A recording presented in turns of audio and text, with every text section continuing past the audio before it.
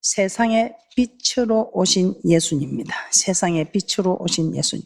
성경에 보면, 특히 요한복음에 보면 예수님은 자신이 어떤 분이신지 여러 가지 비유를 통해서 말씀하고 계신 것을 볼 수 있습니다. 요한복음 10장 7절 한번 보겠습니다. 요한복음 10장 7절에서는 우리 주님께서는 나는 양의 문이다 이렇게 말씀하고 있습니다. 우리 예수님께서 이런저런 모습을 비유로 말씀하고 계십니다. 요한복음 10장 7절입니다. 그러므로 예수께서 다시 이르시되 내가 진실로 진실로 너희에게 말하노니 나는 양의 문이라. 또 예수님은 선한 목자라고도 하십니다.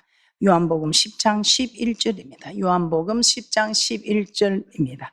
나는 선한 목자라.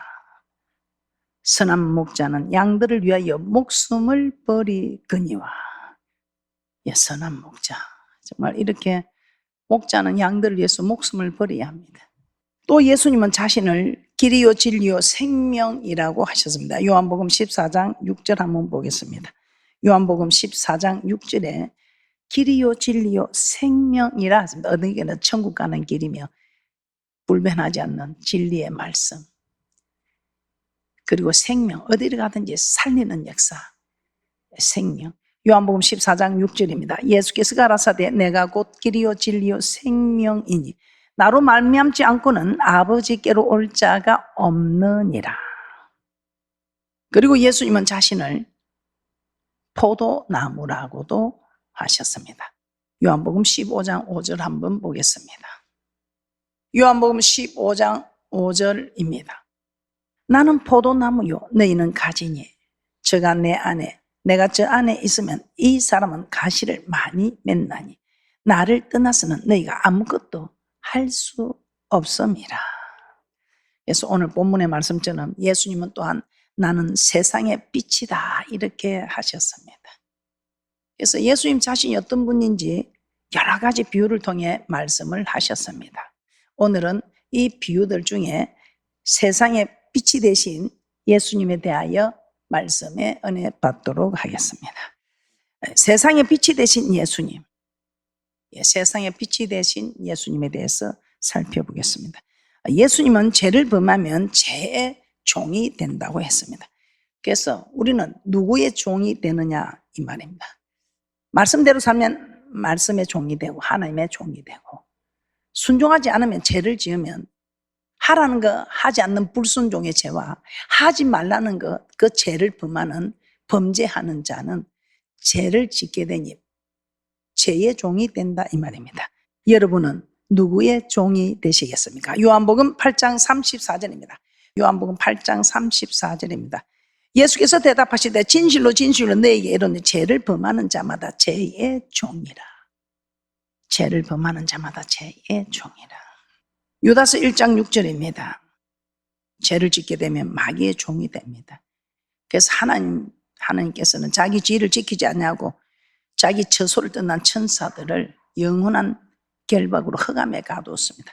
유다서 1장 6절입니다. 또 자기 지위를 지키지 아니하고 자기 처소를 떠난 천사들을 큰 날의 심판까지 영원한 결박으로 흑암에 가두셨으며, 번제한 천사들, 타락한 천사가 마귀입니다. 그 마귀는 흑암, 즉 어둠 속에 지금 있습니다. 그래서 이 어둠 속에 있으면서 그들을 뭐라고 합니까? 사도 바울은 마귀는 어둠의 세상 주관자들이다. 에베소서 6장 12절입니다. 에베소서 6장 12절에 그렇게 말씀하고 있습니다. 에베소서 6장 12절입니다. 우리의 씨름은 혈과 육에 대한 것이 아니요 정사와 권세와 이 어둠의 세상 주관자들, 하늘에 있는 악의 영들에게 대함이라. 그러면 마귀는 죄를 지은 자를 어둠 속에 몰아넣습니다. 그 어둠 속에 가둔다 이 말입니다. 그래서 죄를 지으면 가장 먼저 이 마음속에 어둠이 옵니다. 그러니까 죄를 지으면 죄의 종이 되니까 이 죄의 종, 마귀의 종이 된다. 이 마귀는 흑암에 갇혀 있어서 흑암으로 우리를 끌어들입니다. 그래서 우리가 죄를 지으면 내 마음에 어둠이 몰려온다 이 말이에요. 창세기 3장 8절입니다. 그들이 날이 서늘할 때에 동산에 거니시는 여호와 하나님의 음성을 듣고 아담과 그 아내가 여호와 하나님의 낯을 피하여 동산 나무 사이에 숨은지라. 어두운 곳을 자꾸 숨게 됩니다. 이처럼 죄를 지으면 어둠 속으로 들어가게 됩니다. 마음도 어두워지고 얼굴도 어두워지고 환경도 어둠 속으로 들어가게 된다 이 말. 어둠의 세계에 갇히게 됩니다. 이 어둠 속에서 나오지 못하면 결국에는 정말 영원한 어둠이 있는 지옥으로 갈 수밖에 없게 된다는 것입니다. 그런데 너무 감사하고 오늘 우리 예수님께서 이 어둠의 세상에 우리 주님께서 빛으로 오셨다 이 말입니다. 그런데 빛이 오셔도 어둠이 깨닫지를 못했다 했습니다. 요한복음 1장 5절입니다. 요한복음 1장 5절입니다. 빛이 어둠의 빛이 돼 어둠이 깨닫지 못하더라. 예수님이 이 세상에 오셨지만 사람들은 예수님이 누구인지 알지 못합니다. 그래서 예수님을 영접지도 아니합니다. 오히려 십자가에 매달아서 죽였죠. 모르니까. 그래서 모르는 것이 이만큼 큰 죄입니다. 요한복음 1장 9절에서 11절입니다. 요한복음 1장 9절에서 11절입니다.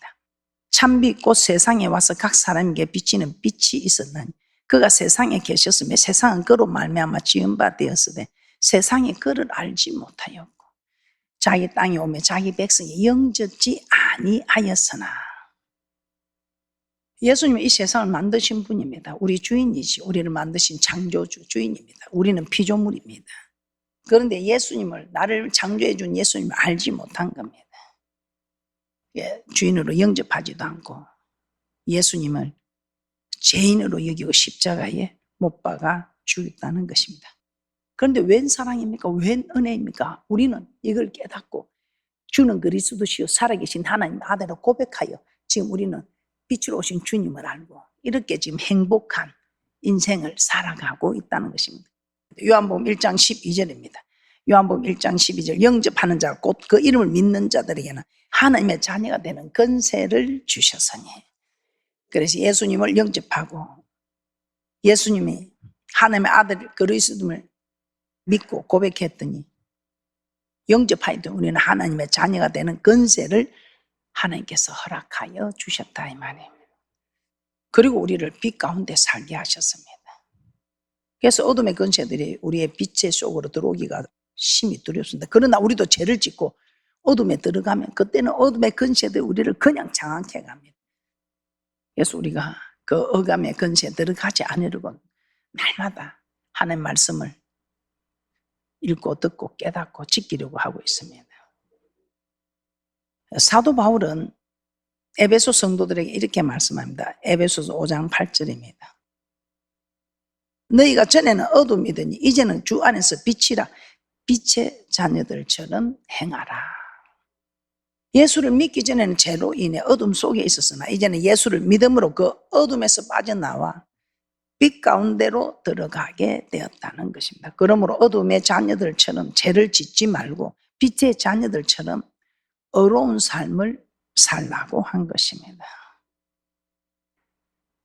그래서 베드로 사도는 성도들에게 너희를 어둠에서 불러내어 귀한 빛에 들어가게 되었다고 말씀하고 있습니다. 베드로전서 2장 9절입니다. 베드로전서 2장 9절입니다. 오직 너희는 택하신 족속이요 왕 같은 제사장들이요 거룩한 나라요 그의 소유된 백성이니 이는 너희를 어두운 데서 불러내어 그의 귀한 빛에 들어가게 하신 자의 아름다운 덕을 선전하게 하려 하심이라. 예수 믿기 전 우리는 어둠에 있었습니다.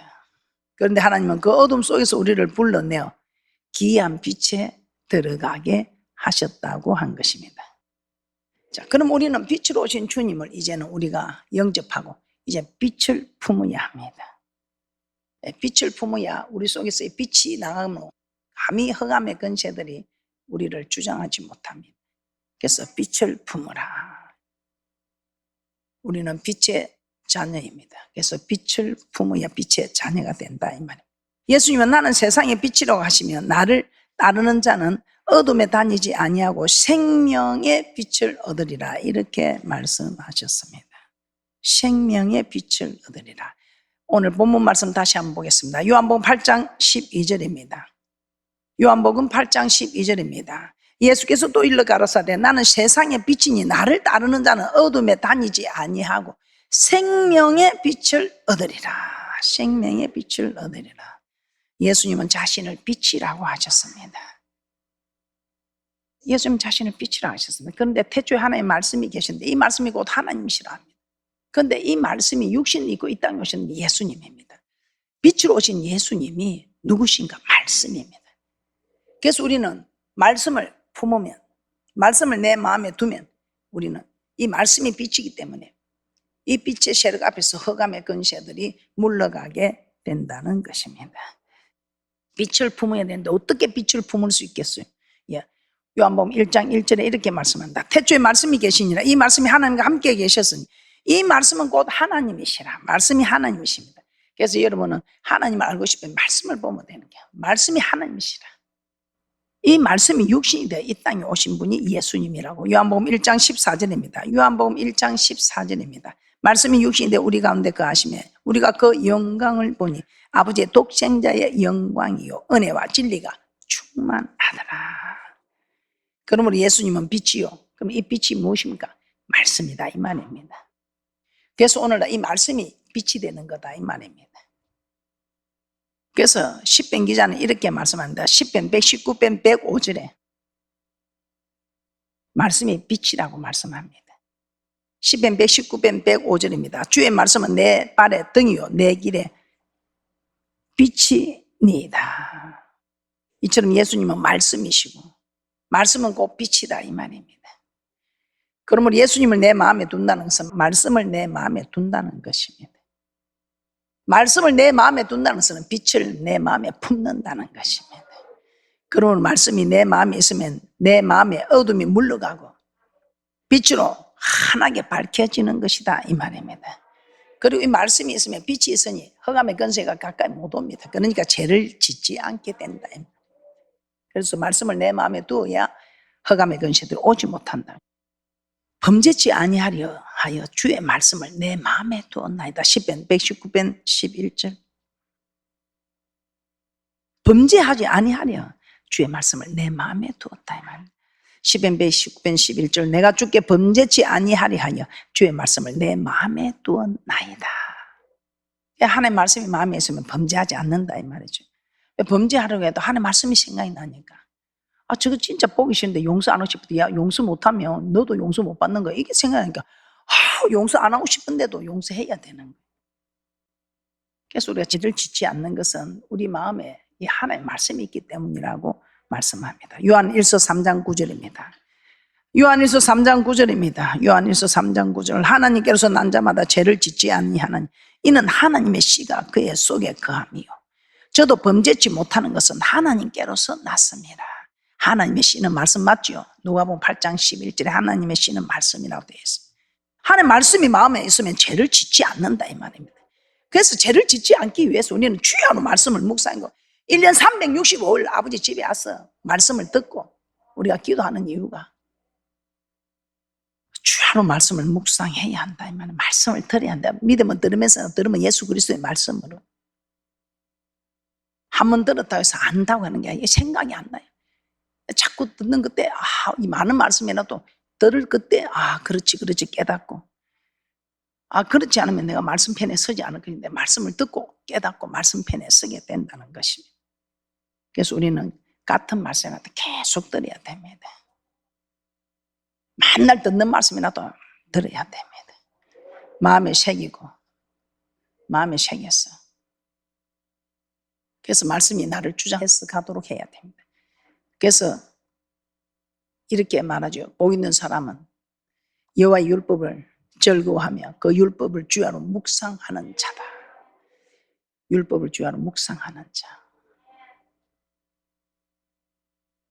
이 말씀이 충만하면 이게 말씀이 빛이잖아요. 빛으로 충만하니 어떻게 흑암의 권세가 나를 누를 수 있습니까? 못 누른다 이 말이죠.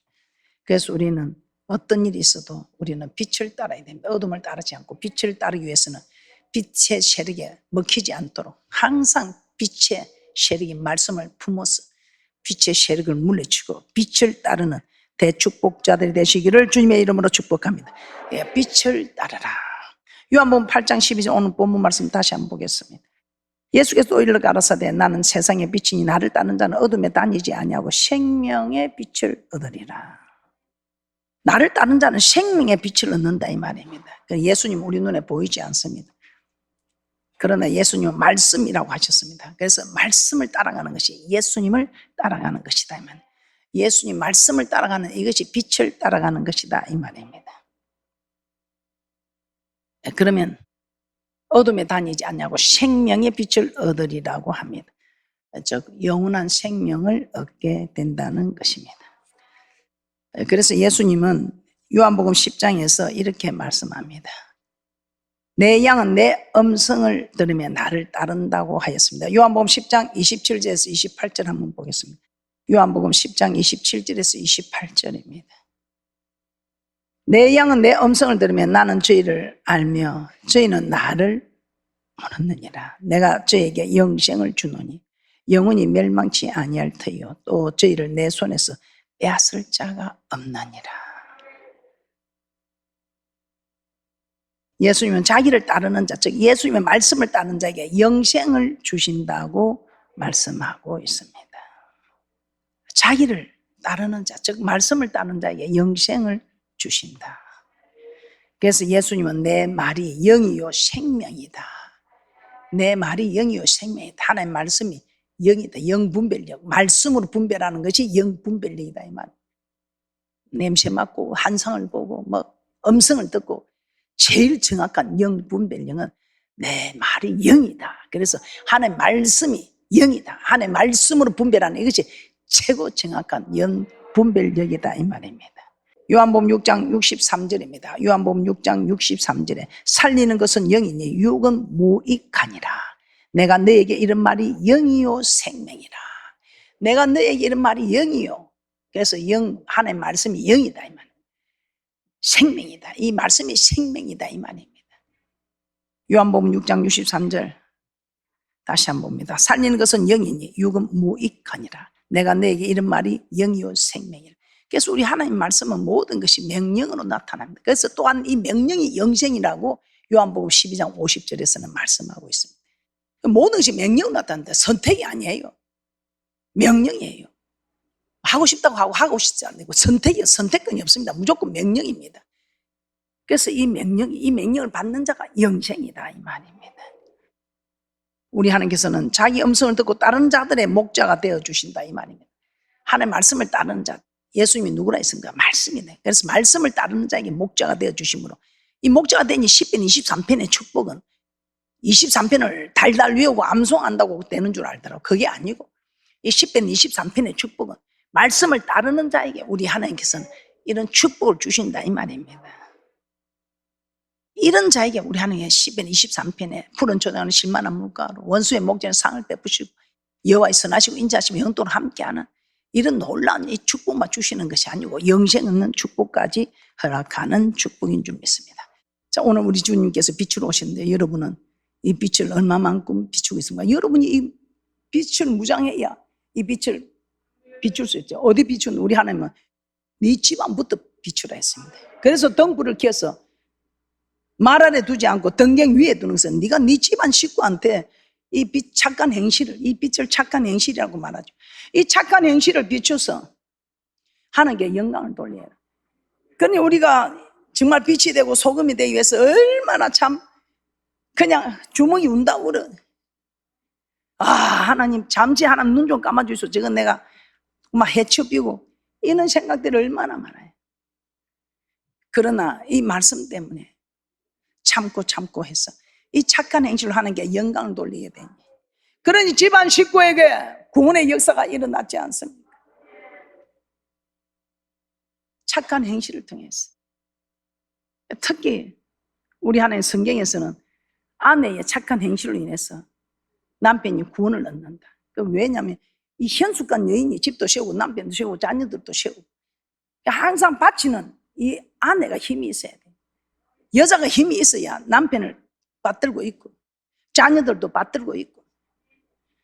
그래서 여자들은 무슨 힘이 있어요? 육신을 보면 연약하지만 그래도 주님 바라보면서 말씀대로 살기를, 왜? 어차피 족보에도 안 들어가는, 인정도 못 받을 신세인데 하나님 앞에서 무릎 꿇고 하나님 말씀대로 따라가면 우리 하나님께서 빛이 되어 주셔서 빛의 세력으로 흑암의 권세를 물려줘 주시고, 이 착한 행실을 통해서 온 집안에 구원이 일어나고, 그래서 대한민국이 이렇게 복음이 전해진 거 아니에요. 우리 하나님께서는 야, 다른 동네 가서 살라 하지 말고 이스라엘이 잃어버린 양의 집을 가라 하듯이 네 집에서부터 구원의 역사는 어떻게 착한 행실을 통해서. 그래서 우리 하나님께서는 내가 빛으로 왔으니 네가 빛을 품고 빛을 따르고 빛을 비추라 이 말입니다. 마태복음 5장 14절 16절 한번 보겠습니다. 마태복음 5장 14절 16절입니다. 너희는 세상의 빛이라. 산 위에 있는 동네가 숨기지 못할 것이요 사람이 등불을 켜서 말 아래 두지 아니하고 등경 위에 두나니 이러므로 집안 모든 사람에게 빛이 있느니라. 이같이 너희 빛을 사람 앞에 비치게 하여 저희로 너희 착한 행실을 보고 하늘에 계신 너희 아버지께 영광을 돌리게 하라. 이 착한 행실을 보고 하나님께 영광을 돌리게 하나님. 그런데 이 구원의 역사만큼 더 큰 영광이 있겠습니까? 이 빛을 온 집안 식구에게 먼저 비추는 합니다. 그래서 정말 그 아내들의 헌신으로, 아내의 착한 행실로 남편들이 다 구원을 받고 이 자리에 거의 다 보면 그렇죠. 남편은 참 이게 착한 행실을 해갖고 아내를 구원 얻게 하기가 참 어려워요. 성경에 아내들이 착한 행실을 해서 이렇게 하라고 해서 그런 것 같아요. 제 생각입니다. 베드로전서 3장 1절에서 2절입니다. 베드로전서 3장 1절에서 2절입니다. 아내 된 자들아 이와 같이 자기 남편에게 순복하라. 이는 혹 도를 순종치 않는 자라도 말로 말미암지 않고 그 아내의 행위로 말미암아 구원을 얻게 하려 함이니 너희의 두려워하며 정결한 행위를 봄이라.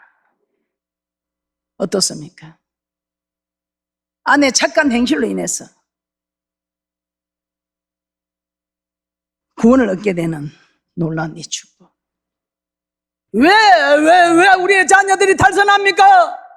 왜 우리의 자녀들이 믿음의 도에서 떨어지고 있습니까? 여러분 자녀 사랑, 육의 사랑 이것이 다입니까?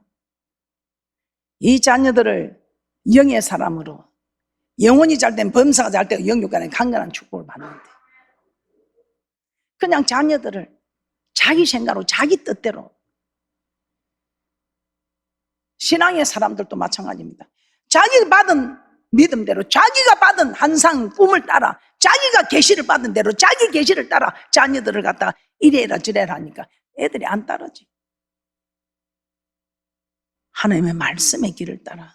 그리고 부모가 먼저 본이 되어야 되지 않겠소? 나도 힘든 걸 어떻게 자녀들에게 바로 서라고 시키느냐.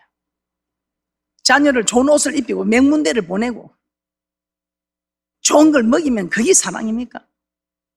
나를 위해 울지 말고 예루살렘의 딸들아 너희와 너희 자녀를 위해 울으라 했는데 우리 울어보입시다. 우리 아이는 괜찮아서 하고 하지 마시고 정신을 차리고 근신하며 껴있어야 합니다. 오늘 말씀을 정리해 보겠습니다. 세상은 죄로 인해 어두움으로 가득 찬 곳입니다. 그런데 하나님 빛 대신 예수님을 이 땅에 보내주셨습니다. 그리고 누구든지 예수님을 영접하는 자는 어둠에서 건져주시고 빛 가운데서 살게 하셨습니다. 그리고 빛은 하나님의 말씀입니다. 그러면 이제 빛 가운데 살게 된 우리는 빛을 품어야 합니다. 즉 말씀을 마음속에 두어야 합니다. 그래야 할 때 다시는 죄를 짓지 않습니다. 그리고 빛을 따라가야 합니다. 이 말은 말씀을 따라가야 한다 이 말입니다. 그래야 할 때 10편 23편에 부족함 없는 축복과 영생의 축복이 우리에게 있을 것입니다. 그리고 또한 우리는 빛을 비춰야 됩니다. 집 안에서부터 착한 행실을 통해서 하나님께 영광을 드릴 때에 우리 하나님께서는 참으로 창조의 목적을 이루어드리는 우리에게 우리 하나님께서도 우리의 목적을 이루어 주시는 큰 은혜와 축복이 있을 것입니다.